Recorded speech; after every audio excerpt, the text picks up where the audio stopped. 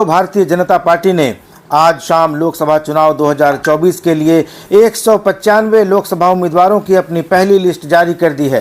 पहली सूची में प्रधानमंत्री नरेंद्र मोदी समेत 34 केंद्रीय मंत्रियों के नाम शामिल हैं, जिनमें झारखंड से जनजातीय मामलों के मंत्री और केंद्रीय कृषि मंत्री अर्जुन मुंडा और अन्नपूर्णा देवी 2 मंत्री झारखंड से भी हैं।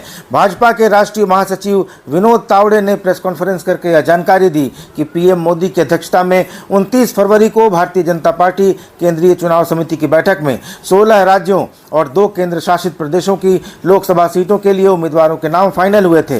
तावड़े ने कहा कि पीएम मोदी एक बार फिर वाराणसी से चुनाव लड़ेंगे। भाजपा की पहली लिस्ट में 28 महिलाएं हैं, अनुसूचित जाति के 27, अनुसूचित जनजाति के 18, ओबीसी 18 और 47 50 साल से कम उम्र के लोगों को लोकसभा चुनाव के लिए टिकट मिला है।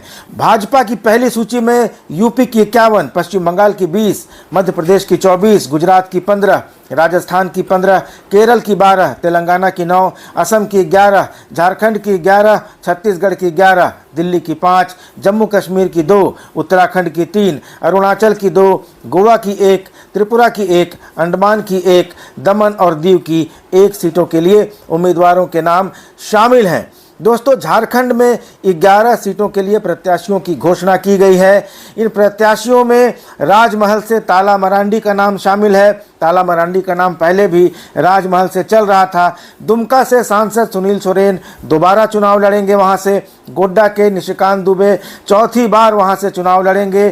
कोडरमा से अन्नपूर्णा देवी को फिर एक बार भाजपा ने टिकट दिया है। रांची के सांसद संजय सेठ का टिकट भी रिपीट हो गया है। जमशेदपुर के सांसद विद्युत वरण महतो को भी तीसरी बार चुनाव लड़ने के लिए बीजेपी ने टिकट दिया है। विद्युत वरण महतो 2 बार से जमशेदपुर सीट से सांसद हैं। इस बार उनके बदले जाने की चर्चा चल रही थी, लेकिन कुर्मियों का प्रेशर काम आ गया।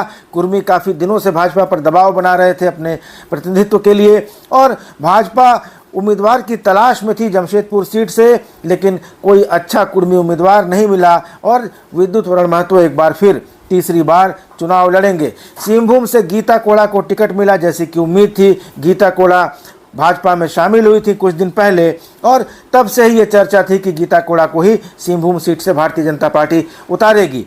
खूंटी से अर्जुन मुंडा एक बार फिर चुनाव लड़ेंगे। 2019 में उन्होंने बहुत कम वोटों के अंतर से जीत हासिल की थी, लेकिन इस बार फिर भाजपा ने उन पर भरोसा जताया है कि वे खूंटी की सीट निकाल सकते हैं।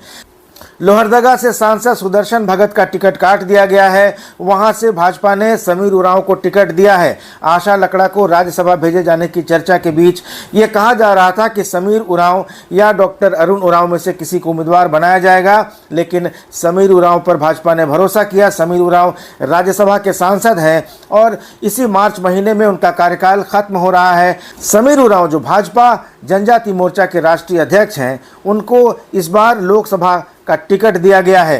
पलामू से वीडी राम का टिकट कटने की चर्चा काफ़ी दिनों से चल रही थी, क्योंकि उनकी उम्र 70 से ऊपर हो गई है, लेकिन पलामू में वीडी राम को एक बार फिर टिकट दे दिया गया है। भाजपा ने उन पर भरोसा कायम रखा है। हजारीबाग में पूर्व केंद्रीय मंत्री और यशवंत सिन्हा के बेटे जयंत सिन्हा का टिकट काट दिया गया है। उनकी जगह पर मनीष जायसवाल, जो हजारीबाग से विधायक हैं, उनको टिकट दिया गया है लोकसभा चुनाव का। तो 11 प्रत्याशियों के जो नाम भाजपा ने आज घोषित किए हैं, उनमें 2 सांसदों का टिकट कट गया है। लोहरदगा से सुदर्शन भगत का और हजारीबाग से जयंत सिन्हा का। लोहरदगा से सुदर्शन भगत की जगह समीर उरांव को टिकट दिया गया है और नए प्रत्याशियों के रूप में सिंहभूम सीट से गीता कोड़ा इस बार भारतीय जनता पार्टी की प्रत्याशी होंगी। पिछली बार वे कांग्रेस से चुनाव जीती थीं। राजमहल से ताला मरांडी को टिकट मिला है। बाकी सारे सांसदों को भारतीय जनता पार्टी ने दोबारा टिकट दिया है, लेकिन 3 सीटों पर उम्मीदवार अभी घोषित नहीं किए गए हैं। ये 3 सीटें हैं धनबाद, चतरा और गिरिडीह। धनबाद और चतरा में उम्मीदवारों को बदलने की चर्चा लंबे समय से चल रही है। धनबाद से पीएन सिंह सांसद हैं और चतरा से सुनील सिंह सांसद हैं। दोनों 2-2 बार सांसद रह चुके हैं और इन दोनों का ही टिकट काटे जाने की चर्चा काफ़ी ज़ोरों पर चल रही थी, काफ़ी लंबे समय से चल रही थी। पीएन सिंह की उम्र हो गई है, वो भी 70 साल से ऊपर के हैं और स्वास्थ्य संबंधी समस्याएं उनके साथ हैं। सुनील सिंह का भी टिकट कटने की चर्चा चल रही थी।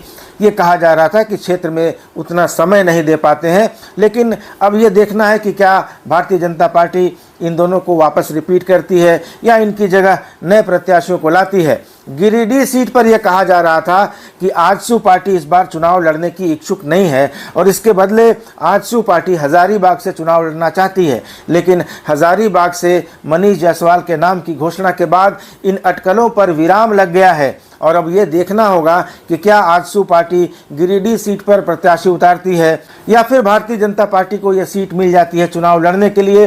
गिरिडीह से फिलहाल आजसू के चंद्र प्रकाश चौधरी सांसद हैं, लेकिन अब ये देखना होगा क्योंकि गिरिडीह की सीट पर JBK-SS के जयराम महतो चुनाव लड़ने की घोषणा कर चुके हैं और माना जा रहा है कि जयराम महतो के चुनाव लड़ने की घोषणा से वहाँ का समीकरण प्रभावित हो सकता है, क्योंकि गिरिडीह कुर्मी बहुल सीट है। तो अब गिरिडीह सीट पर मुकाबला दिलचस्प हो जाएगा और अब यह देखना होगा कि गिरिडीह पर भाजपा लड़ेगी या आजसू के लिए वो सीट छोड़ देगी। इसलिए घोषणा नहीं की गई है ताकि आजसू वहाँ प्रत्याशी की घोषणा कर सके। लेकिन धनबाद और चतरा सीट, जहाँ 2 राजपूत सांसद हैं और दोनों को बदले जाने की चर्चा चल रही थी, तो अब दोनों सीटों पर पूरे झारखंड की नज़र लगी हुई है, नज़र गड़ी हुई है कि पीएन सिंह और सुनील सिंह को टिकट दोबारा मिलेगा या फिर उनकी जगह किसी नए प्रत्याशी को भारतीय जनता पार्टी उतारेगी। तो अब जबकि इंडिया अलायंस झारखंड में सीटों के बंटवारे को लेकर अंतिम घोषणा तक नहीं कर पाया है, घोषणा तो क्या कहेंगे, फाइनल भी नहीं हो पाया इन दलों के बीच कि कितनी सीटों पर कांग्रेस लड़ेगी, कितनी सीटों पर झारखंड मुक्ति मोर्चा लड़ेगा, आरजेडी और वाम दलों को कितनी सीटें मिलेंगी। इन सब पर अभी इंडिया अलायंस का कोई स्वरूप ही नहीं बन पाया है और इधर भारतीय जनता पार्टी ने 14 में से 11 सीटों पर अपने उम्मीदवारों की घोषणा कर दी है। तो दोस्तों, लोकसभा चुनाव की घोषणा के पहले भारतीय जनता पार्टी ने झारखंड से 11 उम्मीदवारों की सूची फाइनल कर दी है और इंडिया अलायंस में अभी तक सीटों का स्वरूप ही फाइनल नहीं हो पाया है।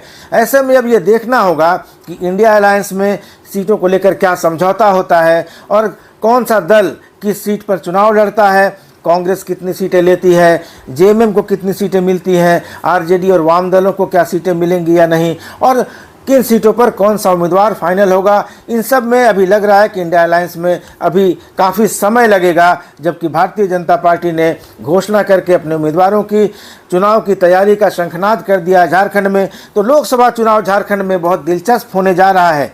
हेमंत सोरेन की गिरफ्तारी के बाद जो राजनीतिक माहौल झारखंड में बना है, उसको देखते हुए यह माना जा रहा था कि आदिवासियों का रुख जो है, आदिवासियों की सहानुभूति जेएमएम कांग्रेस गठबंधन की तरफ जा सकती है। इसको काउंटर करने के लिए बीजेपी ने उम्मीदवारों की घोषणा काफ़ी पहले कर दी है और सभी 5 सुरक्षित सीटें जो यहाँ आदिवासियों के लिए, एसटी के लिए आरक्षित हैं, उन सभी 5 सीटों पर भी उम्मीदवारों की घोषणा भारतीय जनता पार्टी ने कर दी है। सिर्फ 3 सीटों पर उम्मीदवारों की घोषणा बाकी है, गिरिडीह, धनबाद और चतरा।